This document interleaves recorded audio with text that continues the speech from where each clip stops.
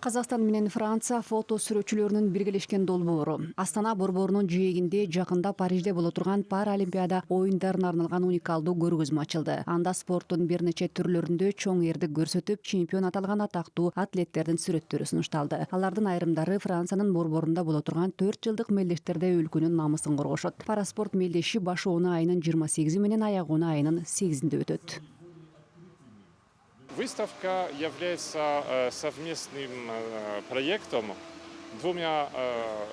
Бул көргөзмө эки фотографтын биргелешкен долбоору. Алардын бири франциялык Дидье Эшлар, экинчиси казакстандык Осман Али. Бул эки галереядан параолимпиадачылардын портреттерин көрүүгө болот. Парижде 4500дөй параолимпиадачы спорттун 22 түрү боюнча күч сынашат. Бул көргөзмө жылы бою өткөрүлүүчү маданий иш-чаралардын жылнаамасында өзгөчө орунду ээлейт. Быйыл көптөгөн окуялар болсо да, биз көңүлүбүздү Олимпиада оюндарына буруп жатабыз. Выставка вписывается в программе мероприятий, культурных мероприятий, которые мы проводим круглый год. Конечно, в этом году мы сделали акцент на Олимпийские игры, но в течение года есть разные мероприятия. Белгилей кетсек, Казакстан Парижде өтүүчү жайкы Олимпиада оюндарына 21 лицензия утуп алган. Алардын бири параканоист Жаңыл Балтабаева. Ал мындай жолдомого Венгрияда өткөн параолимпиадалык каноэ боюнча дүйнөлүк чемпионатта ийгиликтүү катышкандыгынын аркасында ээ болду. Азыр спортчу мелдешке кызуу даярданып жатат.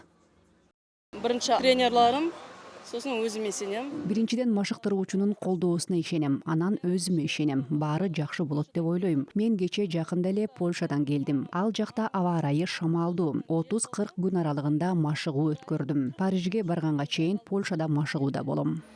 Азыр Кудай кааласа тагы сол Парижге дейин Польшада отурамыз деп отурмуз сбордо. Туризм жана спорт министрлигинин Франциянын Казакстандагы элчилигинин колдоосу менен уюштурулган фото көргөзмөнү борбор калаанын баардык коноктору жана тургундары баш оону айынын 14-нө чейин көрө алышат.